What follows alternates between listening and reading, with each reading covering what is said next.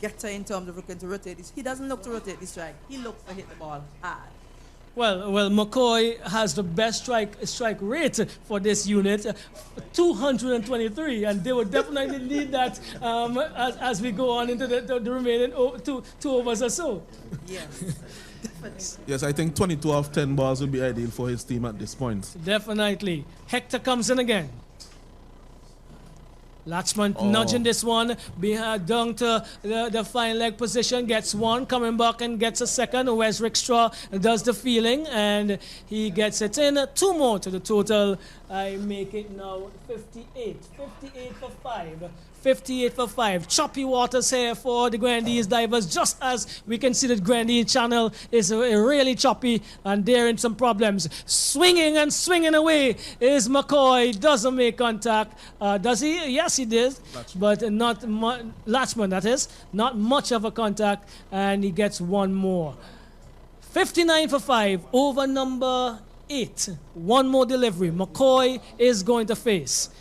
Sunil Ambris, he is definitely getting his charges in the right position, swinging his feelers on the boundary, coming around to a wideish mid-wicket. This is McCoy, goes high, attempted to go high and hard. The only thing that went anywhere was his stumps and the bills. He has been dislodged, he has been dismissed. Just one delivery, and the waters are getting even more choppier for the Grandee Divers.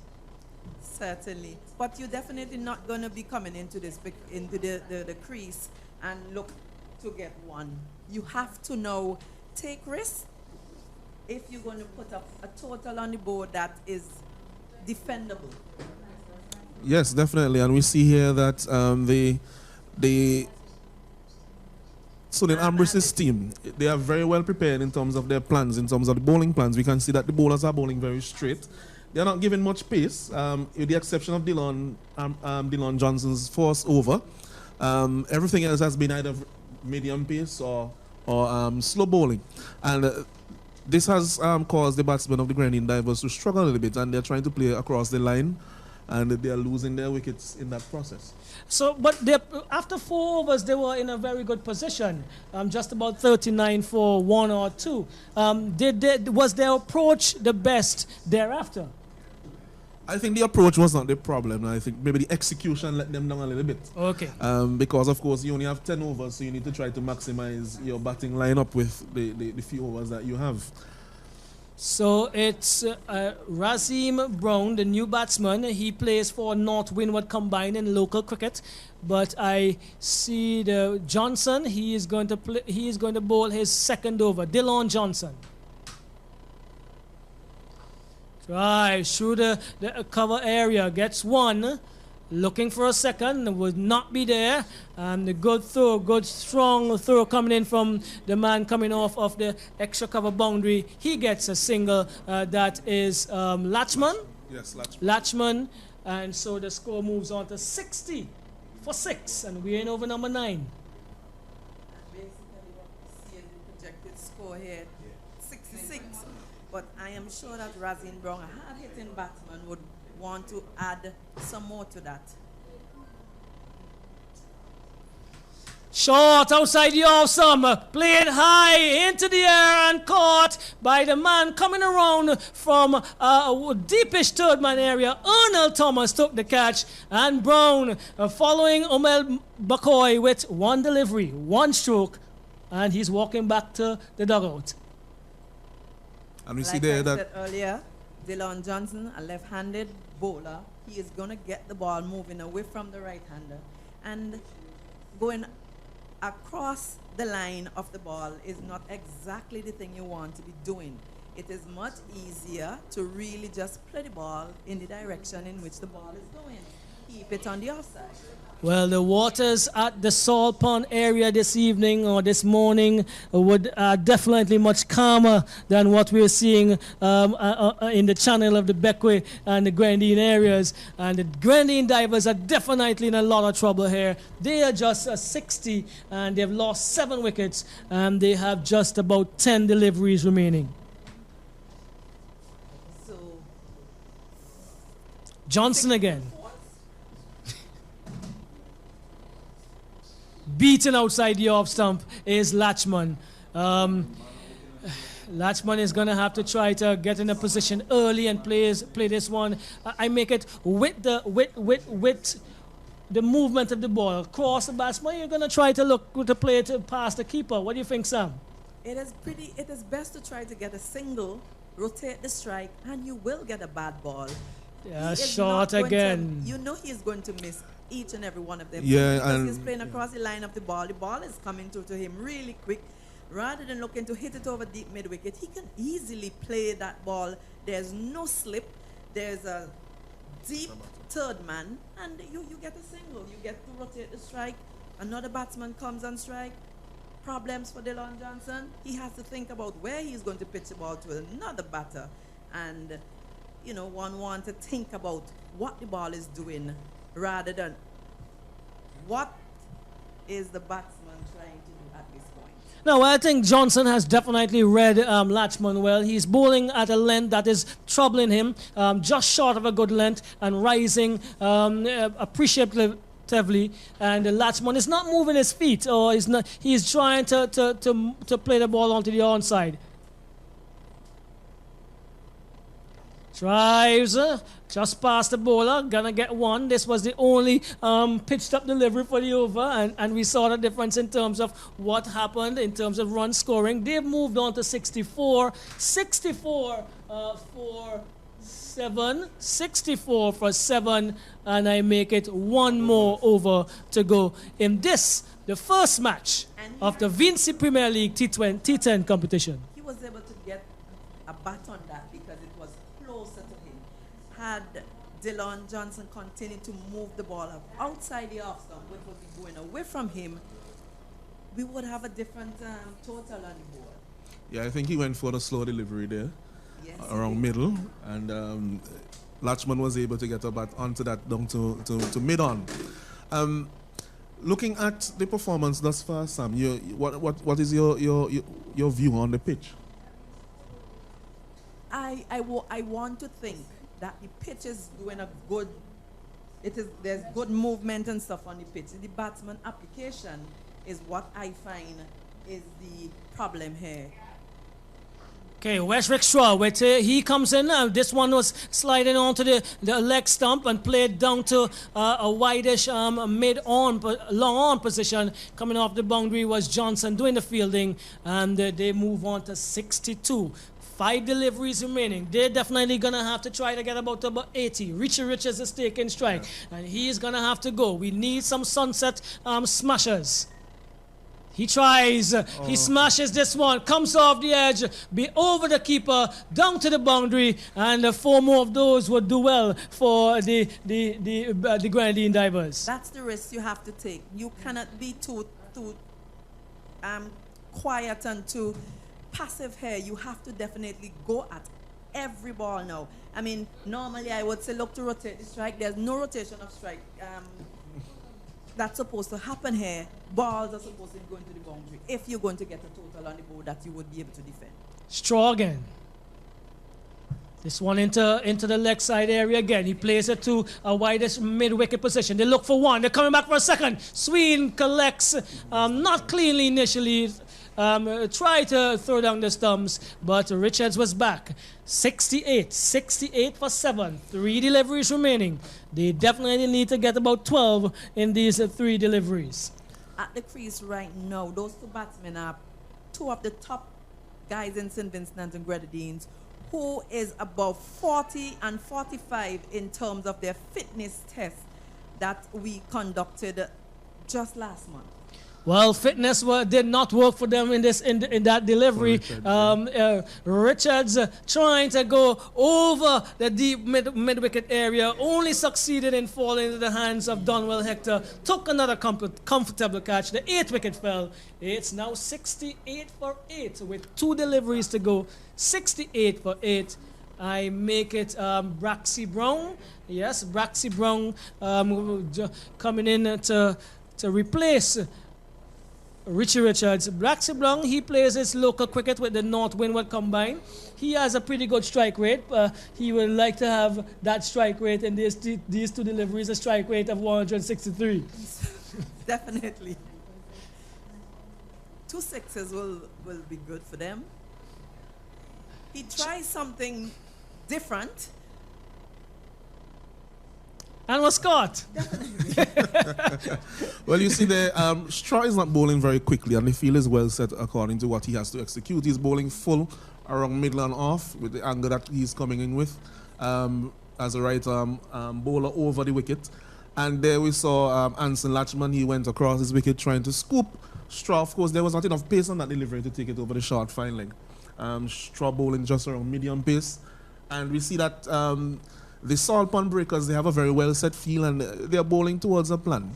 And at the moment, they will say like that actor in the A-Team that I love it when a plan comes together, because everything is happening according to plan for the Salt Pond Breakers up until this point. So far, so good. So far, so good. That was another simple catch taken by Bennett and Stapleton. I make it. And so it's one delivery remaining. Darren Wiley, and Broxy Brown is at the other end.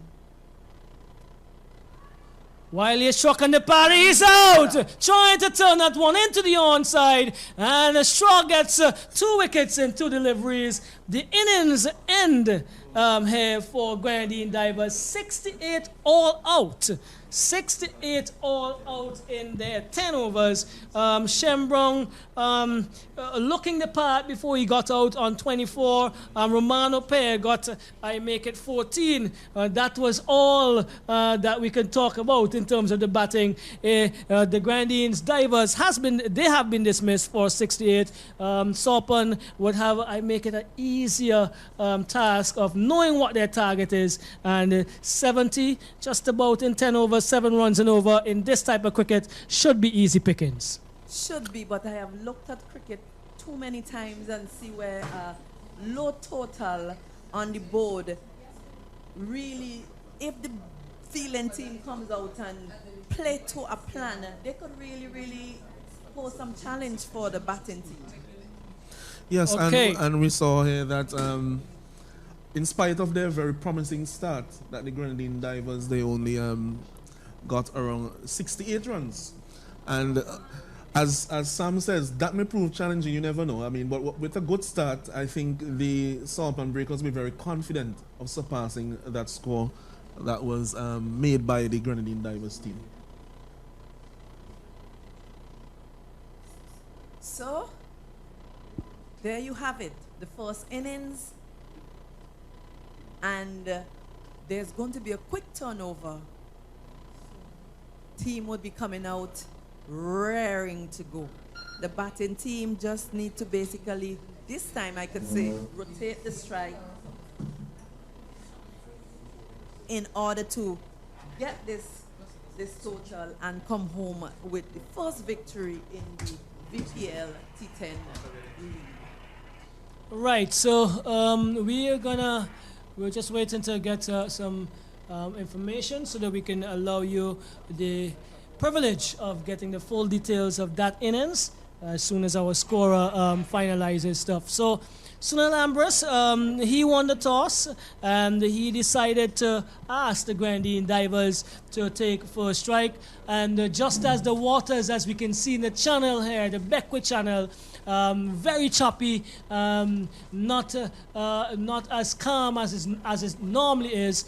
That was similar to the innings of the Grenadine Divers. Started well calm, but guess what? They found some difficulty navigating the tide, and they ended on 68 all out in their 10 overs. I think the pond was a little too big for them.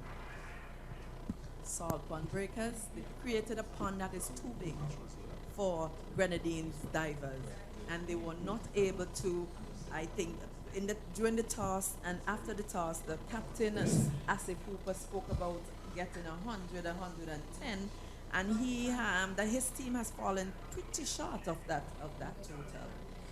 But we will see what the next innings has to offer. So you tune in to T10 Cricket, the Vincy Premier League, coming to you from the Arnesville playing field, St. Vincent and the Grenadines. Our flavor, our vibe, and we are coming to you compliments of our friends at Dream 11, Sportsmax, Populous Global Solutions, Digicel, and of course, ITFX SVG. We're going to take a short break and come back with the second innings. Let's switch the mic.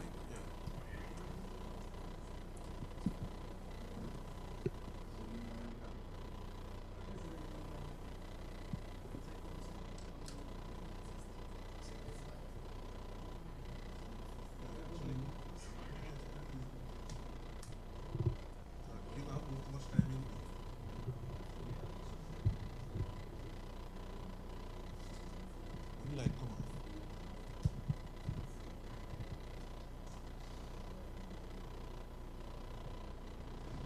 Oh, that is on. Okay.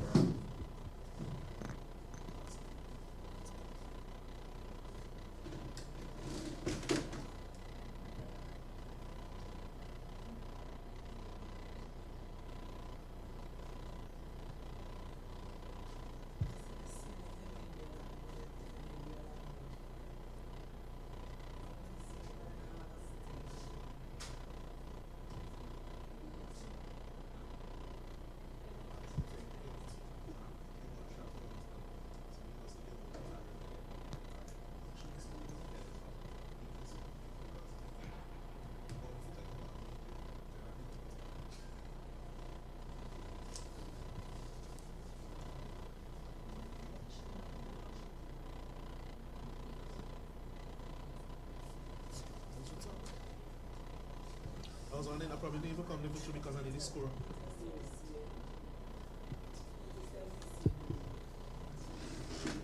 Ask them how the commentary do. We need to improve as we go along, so we need to really, we need to allow Pause to talking to finish it. I think we need to shorten the comments too. Yeah, yeah.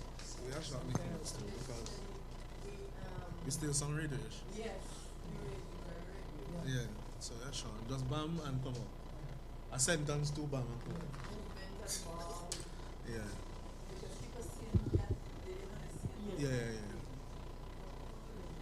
Oh, we doing there. Yeah. Me ain't stressing now. No, we can't stress. We're young. Stress is for old people.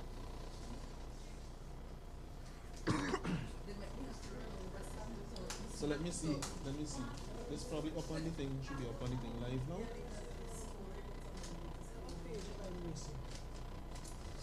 Ah, that's wet though.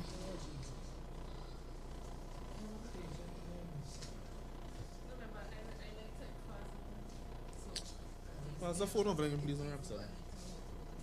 Let me use this to keep live.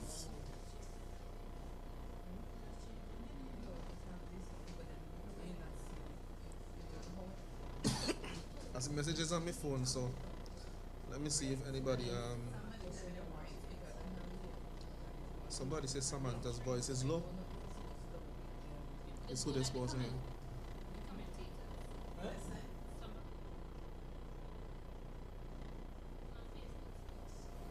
It's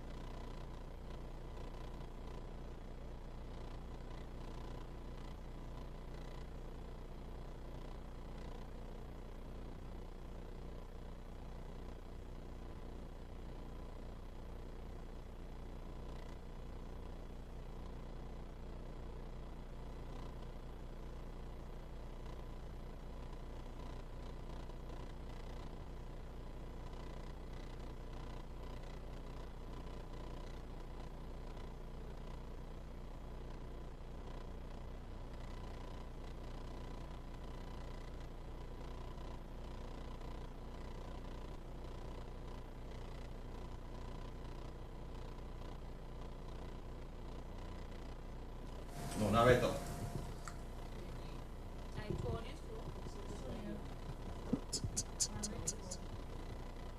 This is on? Okay.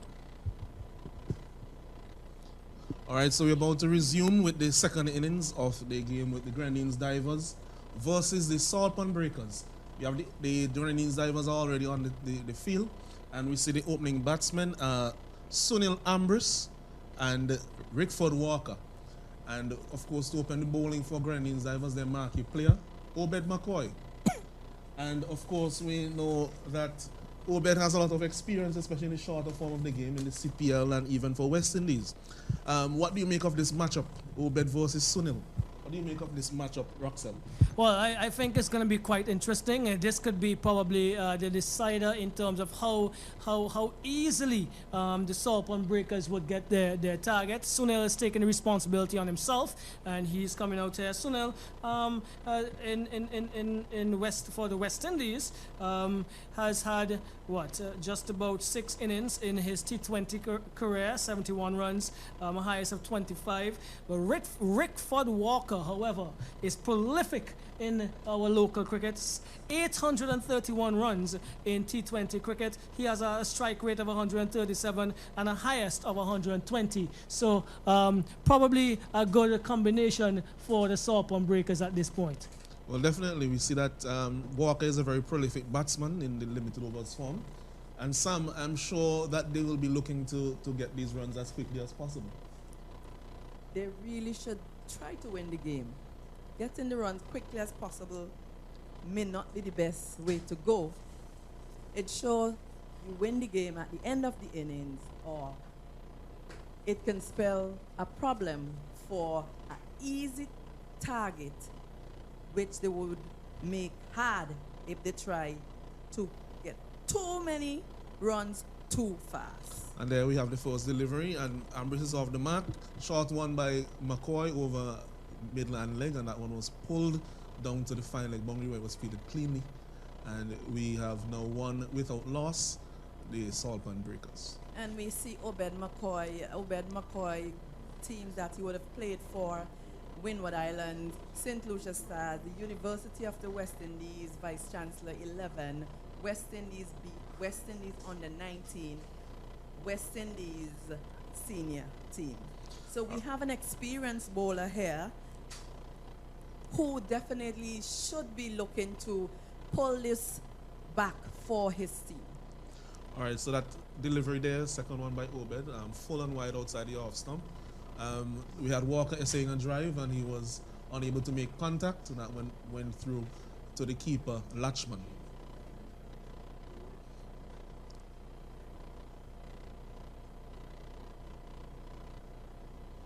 Oh, and this one is very wide down the leg side. Signal wide by umpire Graves.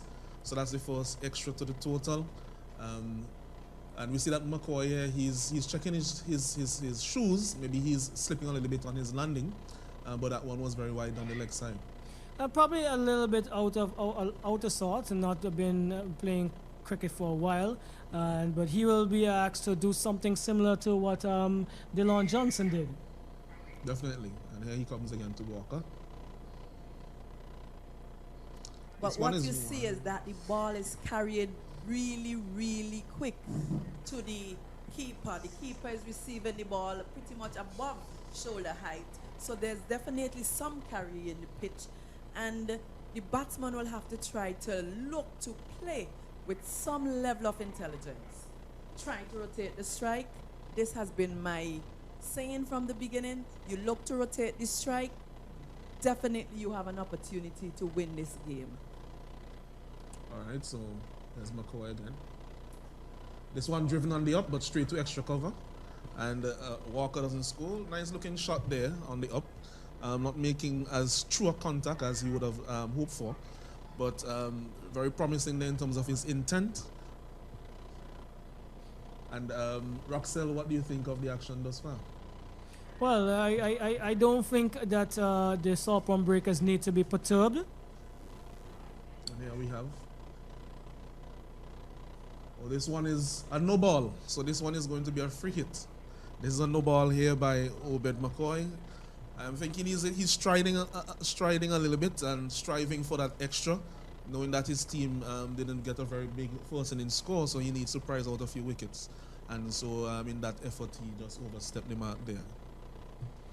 And sensible, I think it's sensible batting so far. They haven't gotten very bad deliveries, and they're what, three without loss.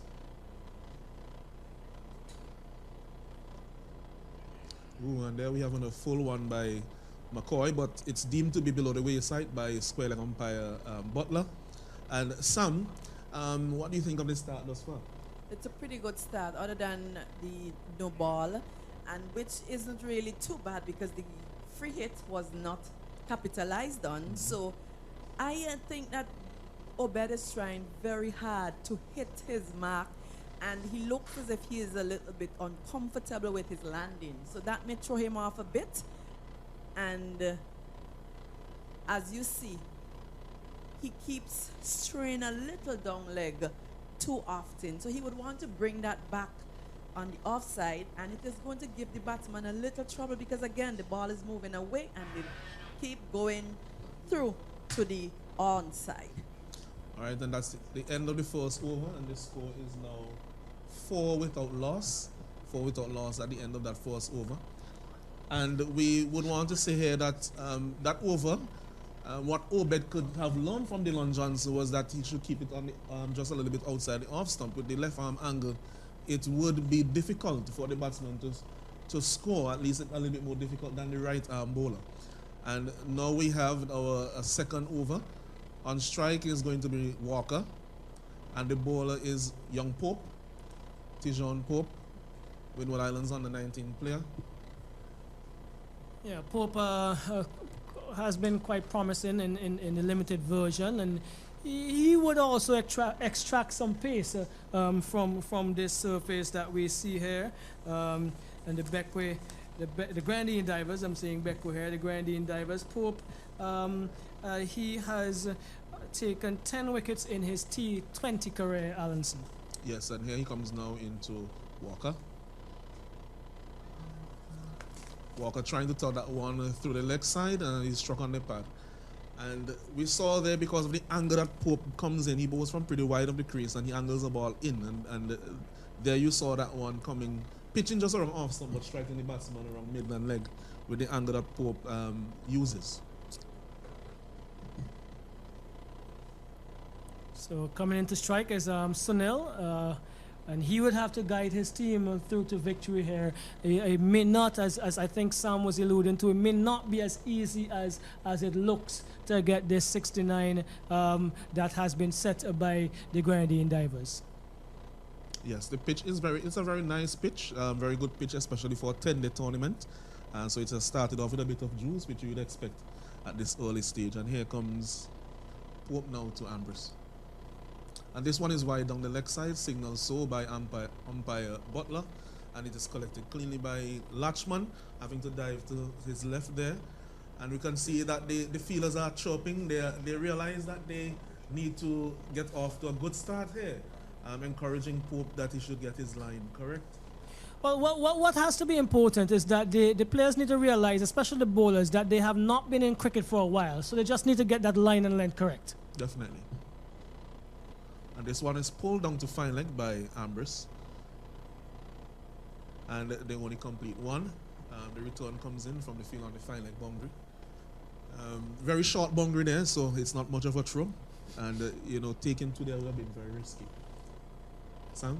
I can see the fielders are a little dejected. They're not getting things right. It seems like runs is coming, and they are coming fast. But they still have to keep the momentum, keep the good spirit, keep a spirit of a winning attitude and positive, but that is not going to work with that kind of bowling, short and helped backward of square for 6. Yeah, so that one was pulled off midland leg there by 6. Walker. Yes, the first smasher. Yes, sunset smasher. Don't forget that. Smasher. The sunset smasher. Mount Bentic sunset smasher. Yes, definitely. So the first Mount Bentic sunset smasher of this innings, and you saw Walker there getting into the line, and getting inside the line of that delivery and helping it quite easily over backward square leg for 6 runs. So Pope needs to adjust his line and his length here, definitely, if he's going to be successful and to keep these batsmen quiet or dismiss them. I think he'd prefer the latter. Well, they would need to take wickets and put pressure on the batters to come thereafter to try and accumulate the total that they've been asked to get 60, 69. They are 13 without loss, and this is over number 2, and they are in a good position at this point in time.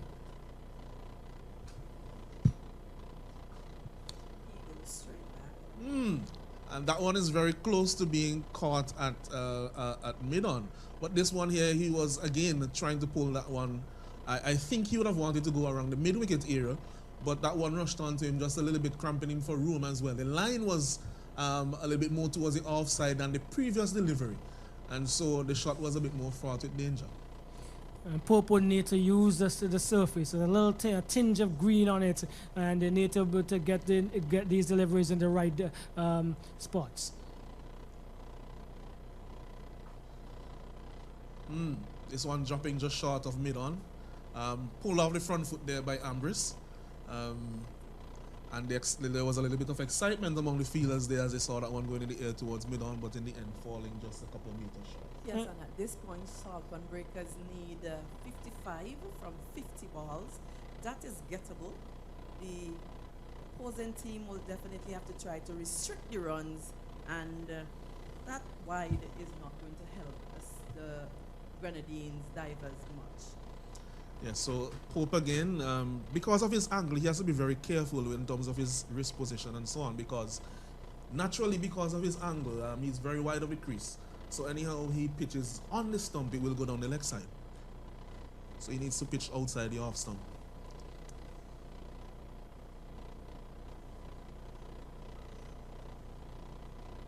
And this one is pulled over mid-wicket by Ambrose. It stops just before the mid-wicket boundary, and they have completed 2 runs.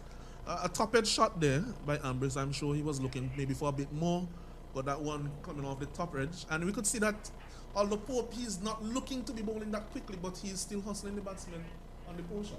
Definitely, but that's why I said he needs to get the length correct. The line isn't bad, a little short, well, a little bit closer to the batsman in terms of the length. He could be having some edges taken, and you never know. Keeper Latchman could be in business. And it's 70 without loss after 2 overs. And here we see the captain, Asif Hooper. He is going to take up the bowling from the airport end here at the Annisville playing field. Well, Asif, 17 wickets in his T20 career in St. Vincent, and at an average strike rate of 16.59. He is very, very prolific in the longer version, 45 wickets in the 2020 season, the top flight here. And here he is now to bowl to Walker, and this one is beaten outside the off stump. Collected cleanly by Latchman. Just a little bit short outside the off stump there, and not much turn on offer here today, as we can see in the innings thus far. But for all the left arm bowlers, what you notice is that they are not really the batters are not reading the bowler very well. They are all going away from them. However, they are trying to get their runs through the mid-wicket region, long-on region, and one needs to know that a ball from a left-hander is going to move away. So hitting it through, see, that ball, he needed to just play that ball gently down to point. He tried to go at it, totally missing the pace of the ball, and while he would have come in contact with it, it was just not played in the right area. So it's caught by Razeen Brown, down short third man, first wicket fall. Yes, and Walker has been dismissed for 7 runs. He was looking good while he was at the crease and promised much more than the 7 that he made. But again, the Grenadine divers, they would want to keep picking up wickets, because they need to make inroads into this side in order to restrict them. Here comes at number 3, experienced batsman Donwell Hector. And I'm sure that he would want to make his mark very early in this tournament. Hector 572 runs in his T20 career, and we're giving you T20 because that's the closest version to what we're playing here now, the T10. He has a highest of 105. He hails from the Victors 1 Premier Division unit, and he would definitely be looking to push on. He scores at a rate of about 137. So Hooper will look to try and dislodge Hector. All right, so who is Hooper to Hector? A little short, and Hector cuts this one, and he gets this one into the gap. Very similar delivery to the one that just dismissed Walker. And Brown, if he feels, and they complete 2 runs. Brown running back from short third man, he picks it up just inside the row. And a strong return to the keeper there. And as mentioned before by Roxell, Hector is a very experienced batsman. Has been playing cricket for a very long time, at the youth level and all the way through. And here's Hooper again into Hector, and he leaves this one outside the off stump to be taken by the keeper. Well, I believe the 4 overs between Captain Hooper and Jaron Wiley would be a determining factor in how this score is achieved, if it is achieved. And there they're going through for a quick single. This one was just dropped on the offside by Hector. Intelligent cricket there. Rotating the strike, and he's turned it over now to Ambrose, but it's the end of the over, so he will retain it for the I make it the 4th over, and the score is now 20 without loss, and 20-1. Yes, that's true. Rickford Walker was dismissed. Sam, there's some comments quickly. So at this point they need 49 from 42 balls. And I'm taking it that rotation of the strike here at this point is definitely going to get them home, because there are going to be some bad balls, and once you put away those bad balls, it reduces your chance of getting dot balls, and what it also does is that it increases your run rate. All right, so there's a bowling change here for the 4th over. It's Wiley bowling to Hector. Oh, this one is short, and he struck on the pad as he tried to pull this one behind square on the onside. Wiley, it seems that he's bowling a little bit out of the front of the hand, a little bit of leg break. Yes. But it seems like it's more front of the hand, so you would expect them to be a little bit straighter. And there's a loud appeal for LBW. They have completed a leg by, as Hector was struck on the pad while attempting to pull that ball again by Wiley. We notice Wiley's not getting much bumps, so the batsmen need to be very careful when trying to go with the horizontal bat shots. Ideal service for Wiley. Skids on. Well played there by Sunil, struck fiercely, and the ricochet from the field at middle and goes about 10 yards from him.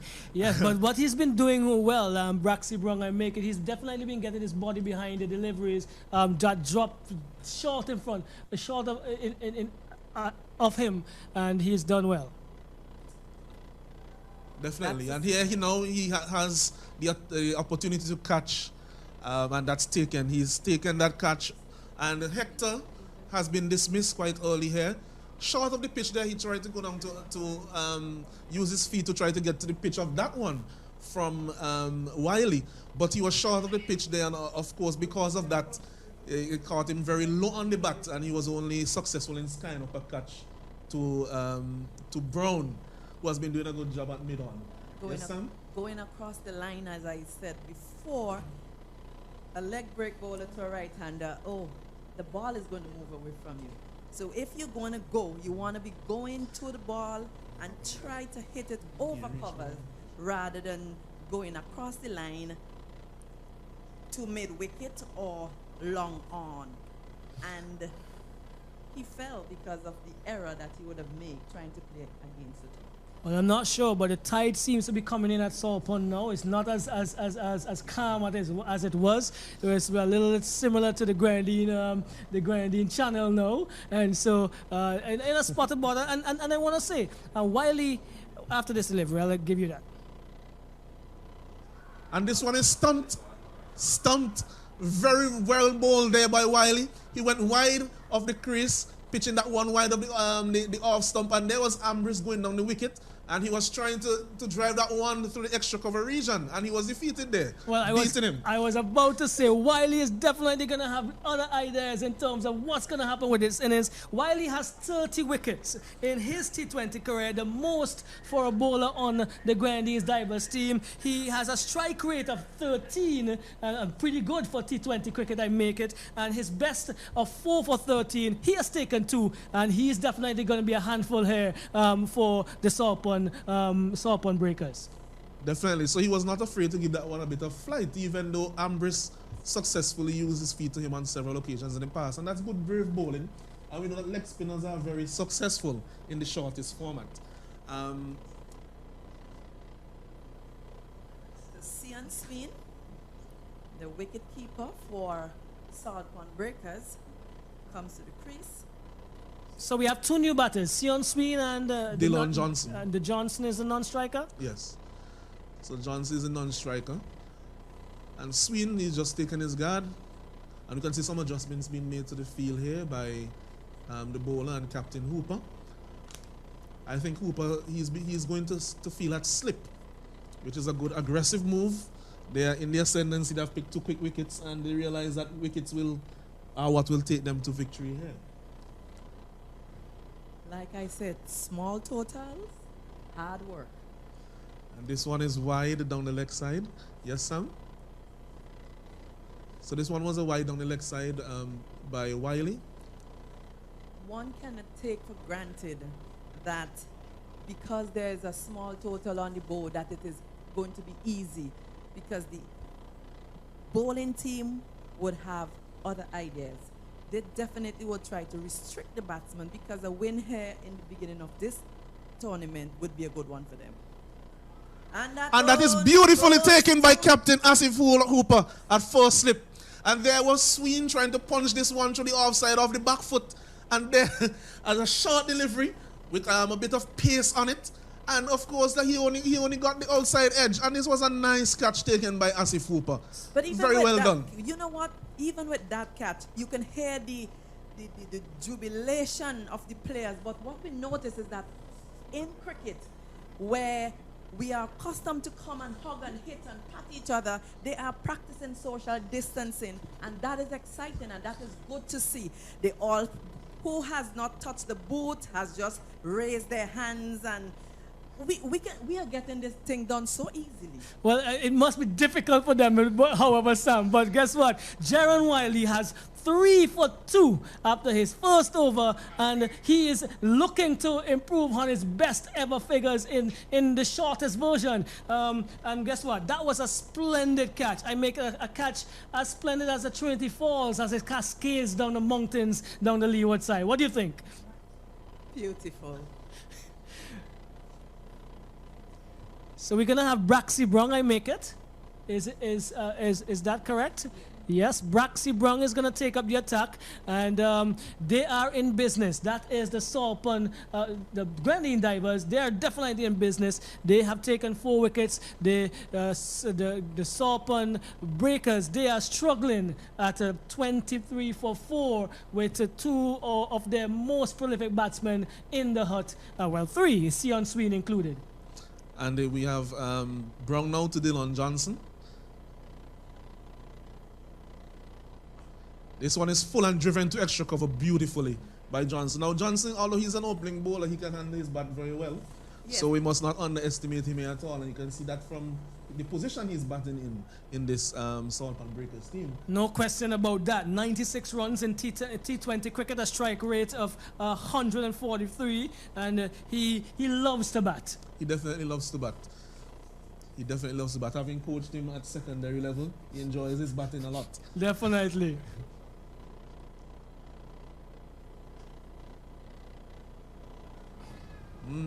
This one seems to have struck him on the pad, just outside off stump though, and the ball was also going away from him, so no chance of being LBW.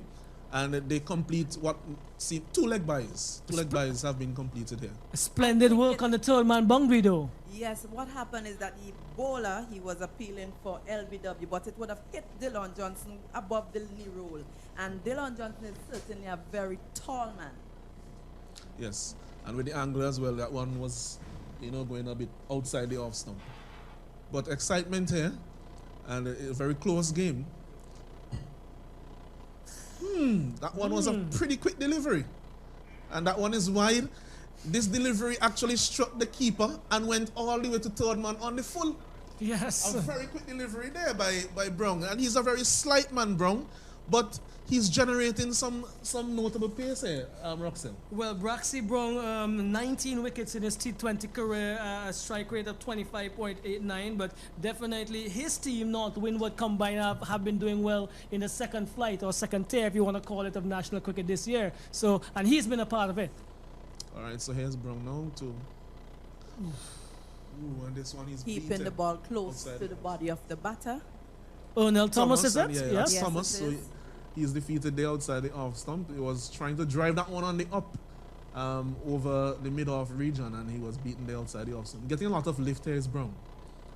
And here he comes again into Thomas. This one is full and driven very firmly. Ooh. Oh, and there's a misfield there at mid-off. Oh, and that one goes for 4. Terrible very disappointed, very disappointed. And the bowler there, he hangs his head in his disappointment. Yes, and those basic things are what you want to get in a T10 tournament.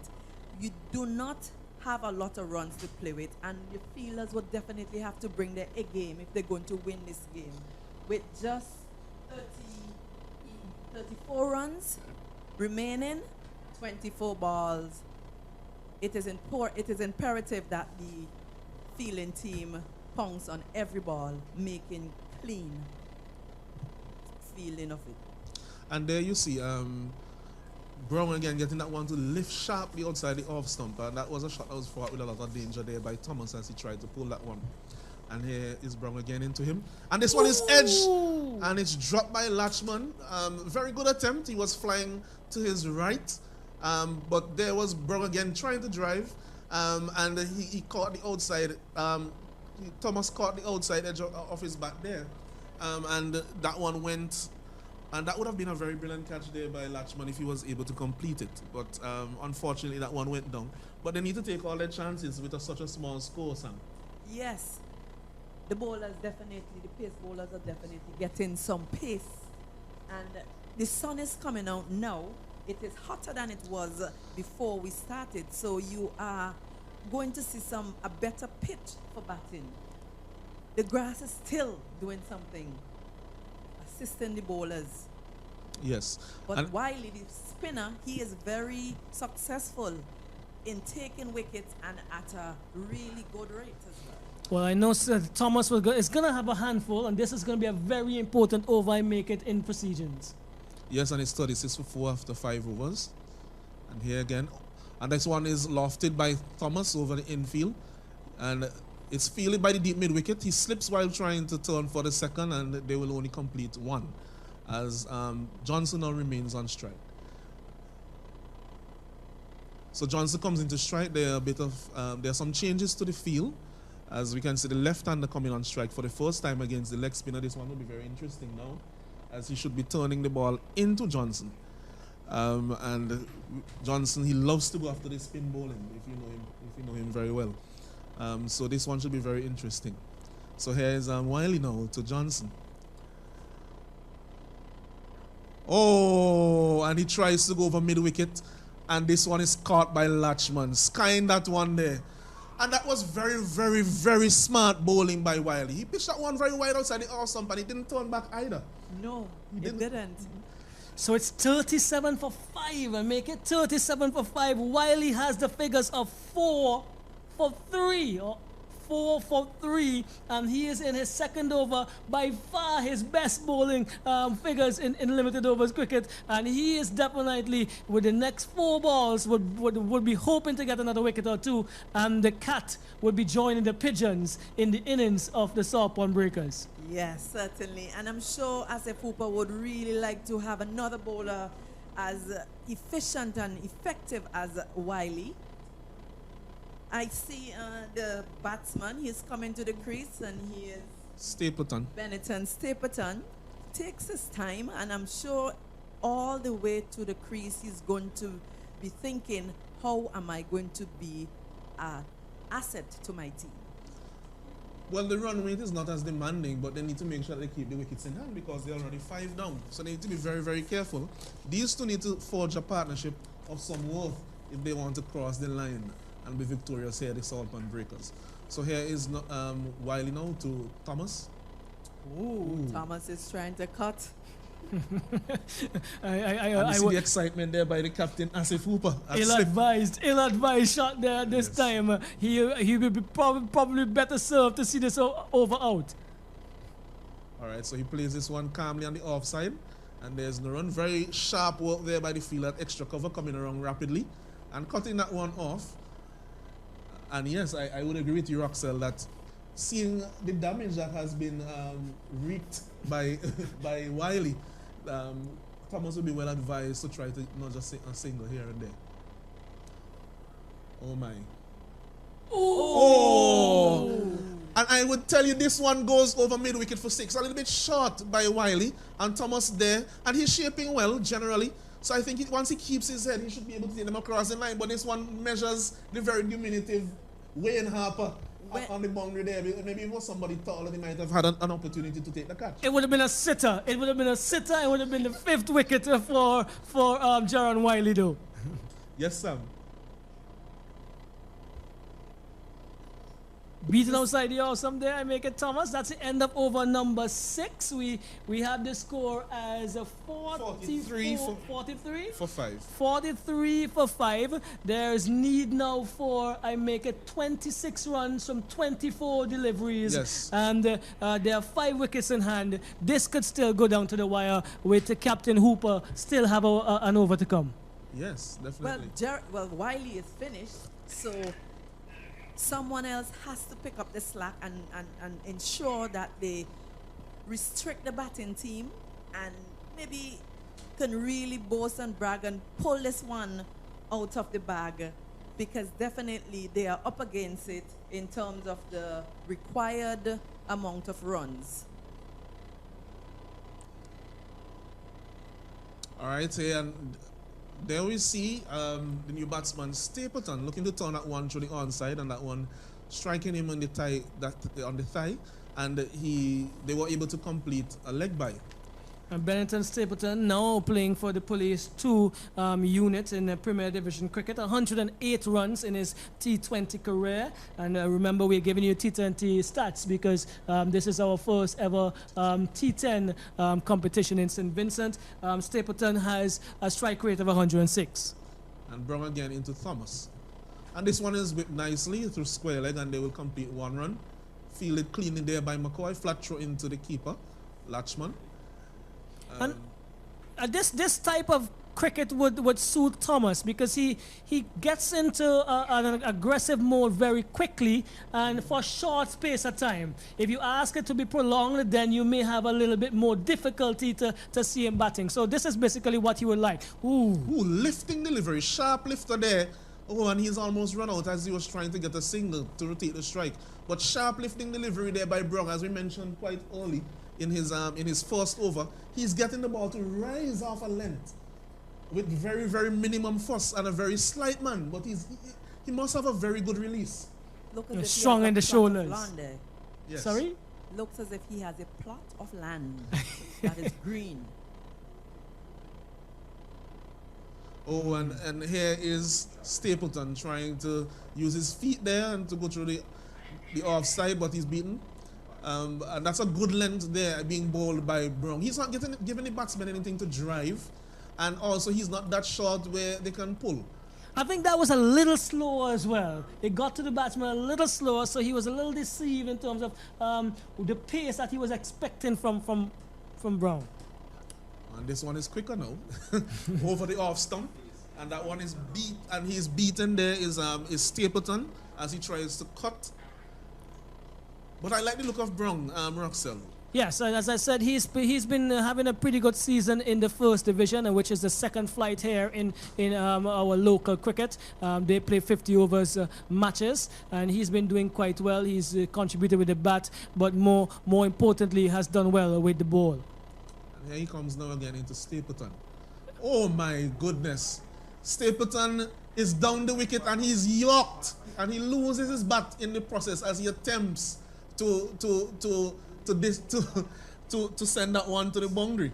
I'm not too sure where he was attempting to hit it, but I know that he went down the wicket and he tried to hit it. Well, I believe he, from my vantage point, he yorked himself because probably in his normal position that may have been a fuller pitch delivery, Sam. But there we go. Wicket number 6, I make it. Wicket number 6. The score is now 45 for 6. 45 for 6. We need, well, this is the Sarpan Breakers. They are in need of 24 runs, am I correct?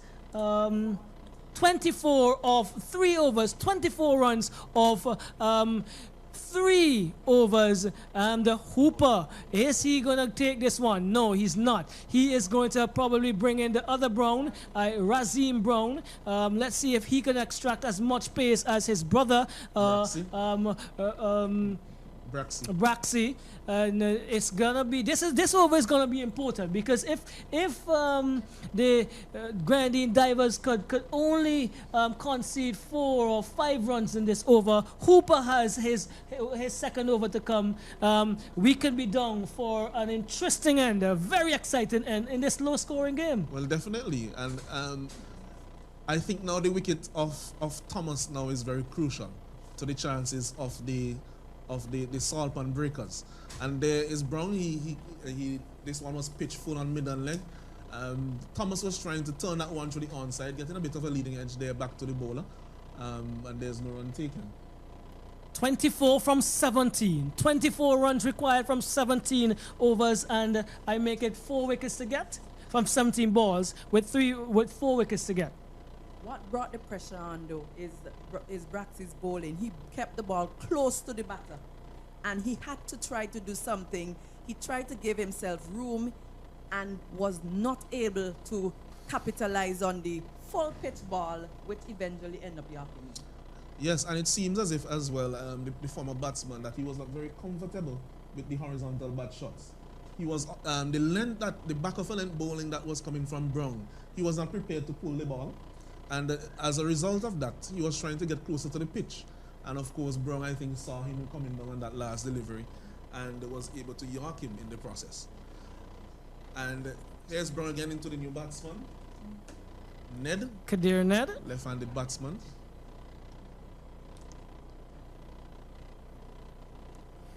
And this one he's beaten outside the off stump, trying to cut, but this one kept a little bit lower from Brown. Cleanly taken by Latchman. And indeed, there's going to be an exciting finish here, Roxelle. I see it coming.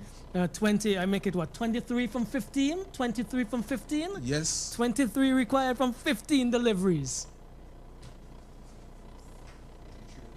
And he's beaten again. And what is happening here, 23 from 14, as the distance between runs required and balls remaining starts to open up, it will add to the pressure upon the batsmen. And you're likely to see something that they may not necessarily do under normal circumstances. And the chief destroyer, Jaron Wiley. Yes, of course. And this one is a bit too wide. Having success with that line outside the off stump, he tried that one more time, and this one was pitched a little bit too wide, and it's called wide by the umpire. And the score is now 47 for 6 here at the Arnesville playing field.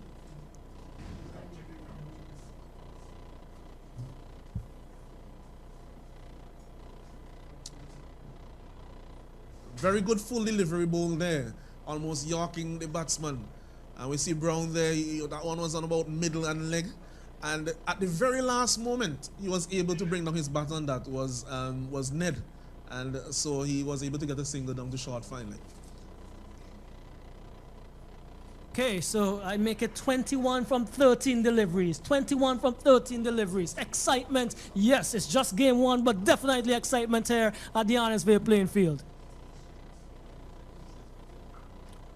Thomas goes! Thomas high, strikes that one high. Hard over mid-wicket. That is what? The 6th sunset smasher. Momentic sunset smasher. Thomas is getting into his groove and taking some pressure off of the Sarpan Breakers here. And with that boundary, he brings down the equation to 15 off of 12. And we can see here that if that ball were a dot ball or they didn't get a boundary off of that ball, that would have put immense pressure on the last 2 overs for the batsmen. And we saw here that Thomas again successful in going over the fielder at mid-wicket. And in that process, he's now struck his second sunset smasher. So 15 is now required, 15 runs are now required of 12 balls. Good. So we have the last 2 overs to come. And the most experienced players in this unit, Obed McCoy, the marquee player, as well as I make it Asif Hooper will be taking the responsibility to bowl these 12 deliveries. And the required runs are, I make it 15. Yeah. 15 from 12.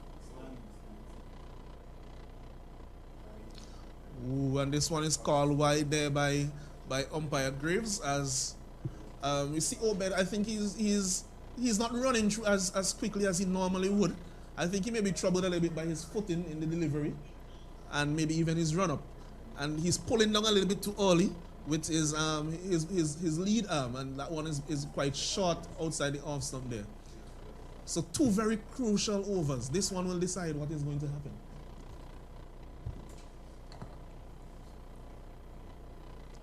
And this one is cut down to third man. Oh my, oh my. I think that could have been a catch. That could have been taken. Yes. These are the opportunities that you have to make into match-winning situations. And that he was probably in 2 minds what to do. But guess what? For me, there should have been only one mind there. That is trying to make that into a catch. Definitely. And I think where he's standing as well, the sun should not be in his eyes. He should have had a clear view of that coming all the way down to him at third man. And now with that, it's actually only 10 runs required. 10 from 11.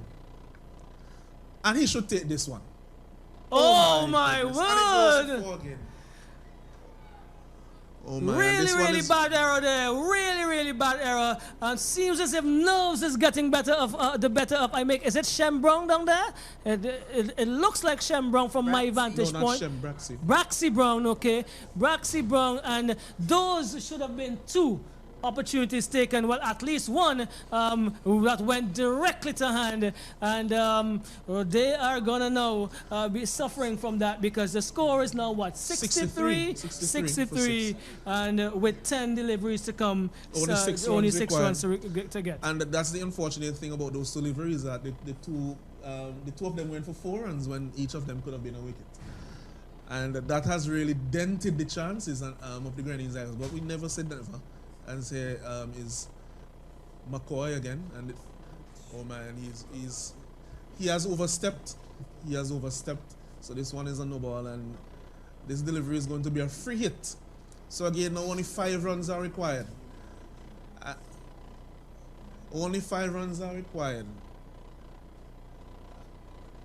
Still early days in the tournament, and I'm sure that the Grenadines divers would have an opportunity to sit and talk about the game, see where they would have gone wrong.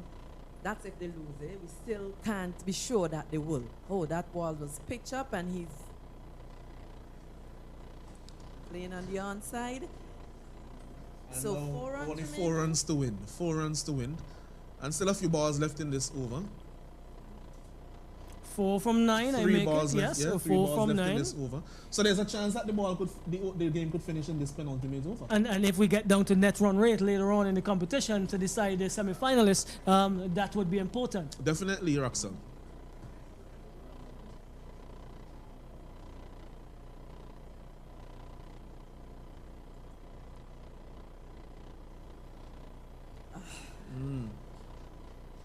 Slow ball there by McCoy, and this one pitching in front of Latchman. He was unable to take cleanly. The batsmen here have brought this down to only 3 runs required of 8 balls. With the assistance of some errors in the field. Well, definitely, but of course, when they tell this story, that's what it would be. So, right, here we go. We are just looking at match 1. T10 cricket, here in St. Vincent.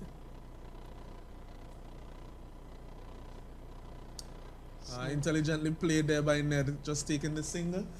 And now with 7 balls remaining, there are only 2 runs needed.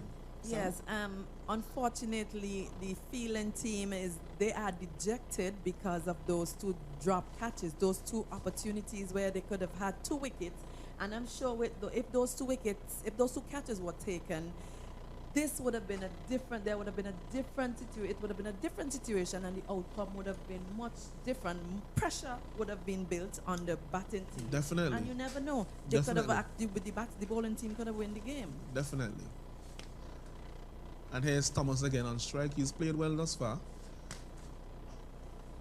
Oh my, and he gives it away. As if He gives it away. that- He's caught at mid-on. He had an opportunity to take that one wide of the mid-on fielder, but he lifted that one. He played it up too uppishly, and it went straight to Hooper at mid-on, and he's now dismissed. So wicket to McCoy. Well, I think Hooper made that look easier than it really was. A good catch in the estimation. So with 6 deliveries to go, that is a maximum of 6. Well, minimum, because you could probably get your wides and the balls and that kind of stuff. And Hooper has the opportunity to try and pull off something that would be astonishing, a victory from the jaws of defeat. Definitely. So the last over is going to be bowled by T10 Pope. He will be looking for a miracle here as the new batsman comes in, Jeremy Lane, as only 2 runs are needed off this last one. Yes, cricket is a game of great uncertainty. I will have to wait until the last ball is bowled to really say who has this in the bag. Definitely. And Ned will be on strike. So far since coming to the wicket, he has looked to rotate the strike and to just keep the scoreboard ticking along, which was what was required upon his entry. And we will now have a few changes in the field. The field is closing a bit, as of course only 2 runs are needed, but there's still a few fielders on the deep on the offside. Oh, and the first ball is a dot ball by Pope, so now 5 balls, 2 runs required. And with each dot ball, even though it's only 2 runs, the pressure will build. Probably a good move by Hooper, bringing his fast bowler to end. What has happened? He's not allowing the batters to be able to use their feet. Up to the wicket is keeper Latchman. So. Oh man, that's the game right there.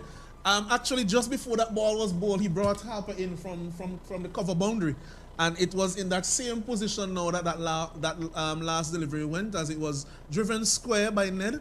And Salt Pond breakers have been successful. They have successfully chased their target of 69 in the first VPL game of this competition. Sam? Another 20 runs on the board.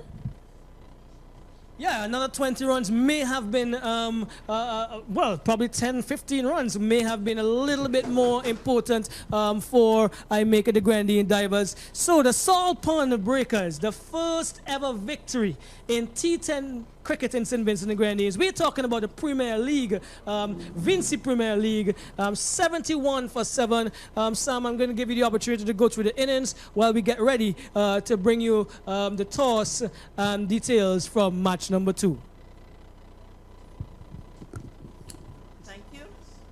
And that's the end of game number 1.